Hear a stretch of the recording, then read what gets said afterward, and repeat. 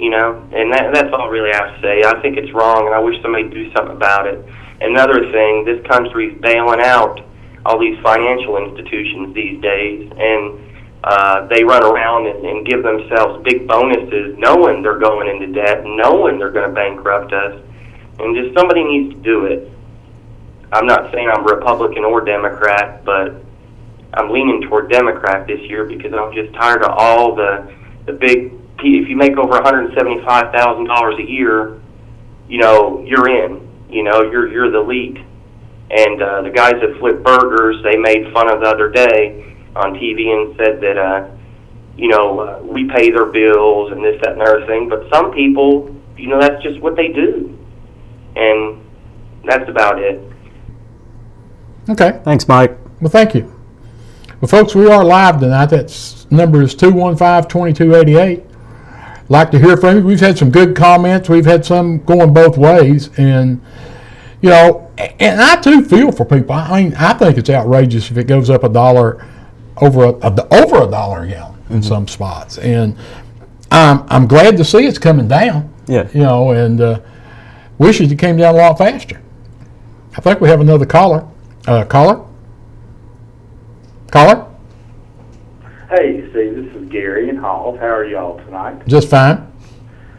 I just wanted to say I appreciate what David is trying to do with the price gouging. It was interesting that I was at Halls at a power station the night before the prices went up, and one of the ladies there told me, she said, you go ahead and fill up. We're going up $1.19 a gallon tomorrow. And she said, we got the email. And so I really believe that Pilot has something that they need to address with what they've done to Knoxville with his price gouging. Well, what would you like to see them do? I would like to see them admit that what they did. Half you said came out and said that there was no price gouging. They buy on the daily market. But I want them to admit what they did was wrong. Okay. Well, hopefully they will. I mean, I personally don't know exactly all the ins and outs of how the gas business works. My extent of it is going in there and sticking the hose and sticking the nozzle in the tank and filling it up. So how do they determine the price? I have thought that this whole fiasco we've had in the last year or so, where it's went up $2, is totally unjustifiable. But I'm sure somebody must think that they're doing the right thing, or they're getting away with it anyway. Yeah. Hopefully they'll stop. I think we've got another caller. Caller? Yes, sir. Yes. I had 3/4 of a tank when this thing started, so I didn't buy any $5 a gallon gas, and I didn't really keep track of who was selling it for that much. But I do have an anecdote about Pilot. Okay. I got out of school for the summer in 1998 at UT here and decided to take a road trip. Took a road trip all the way to California on I-40. I get to Palm Springs, which is right on the California border. It's out in the desert. It's the home of the rich and famous. And lo and behold, there's a Pilot gas station there. And it just befuddled me. I get back to Tennessee. I tell people about seeing this Pilot gas station out in Palm Springs.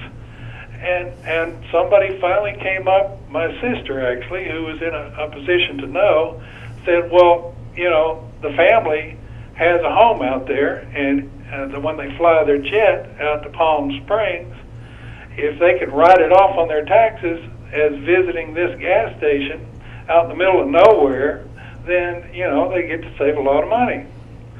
So, it takes, when you have a certain lifestyle, you need to charge a lot of money for gas, I guess.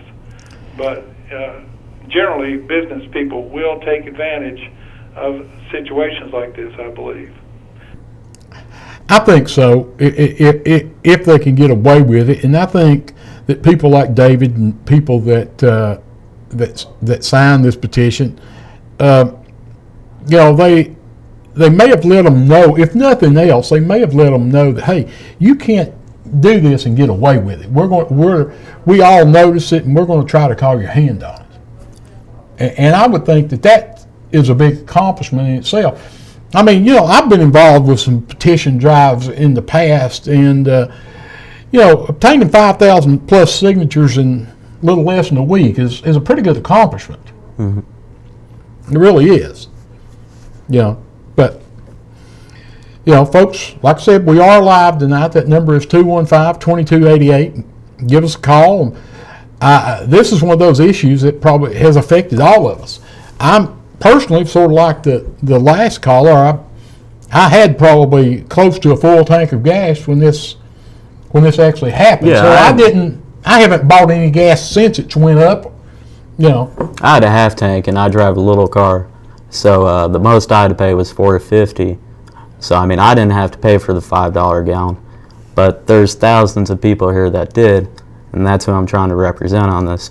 Pilot came out a couple days ago with an email to a state representative that said they were selling gasoline at below the average cost they paid for it. So they were trying to tell him, hey, we're losing money even though we have plenty of gas. So I thought that was kind of strange as well.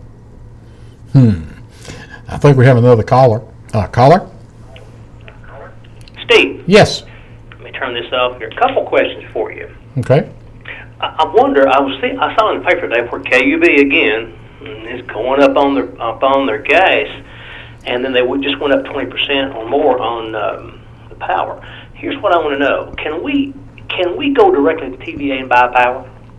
Now, you as an individual? I'm wondering. If you buy your groceries, what do you think, Steve? I don't think you can. I don't think they're set up to do that. Mm-hmm. They tell me that they have negotiated with some big electrical users, like say Alcoa, mm-hmm.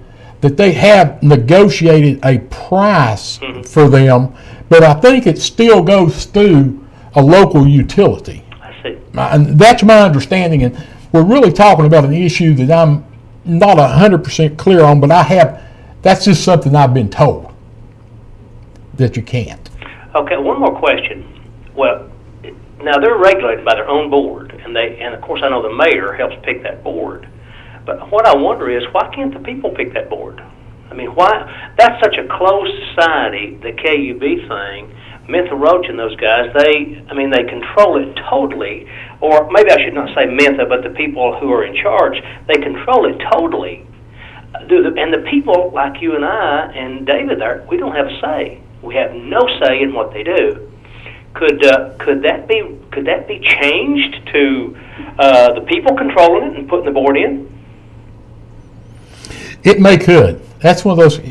I always enjoy your calls because you always leave me with something I've got to go do some work on. And I don't say that because I have to do something. I actually say you bring some very good points up that I really hadn't thought about and need to investigate. And I'm still working on the last one about the red light cameras, trying to have a charter amendment or something to vote those out. But because I definitely am opposed to them, and if that's something that we can legally do, that may be a good project for. How do you feel about red light cameras? There's a spray you can buy that you put on the license plate, and it'll have so much of a glare that the cop won't be able to see your tag number. Well, I would prefer not to have to do that. I would prefer they weren't there. But well, we don't. Again, we can't have anarchy, and we cannot have anarchy, but we can run our society by the people. Let me say one more thing, if I may, about the pilot thing. Okay. I'm strongly opposed to gouging, and you know that, just like everybody is. But if the pilot people have gas at 367 and I have it at 389, I have a choice to go from place to place, and that's just commerce. That's just the way it goes. But when they gouge people, good Lord, David, can you believe they were getting 16 cents a gallon more than anybody in the whole nation? Now I missed some of your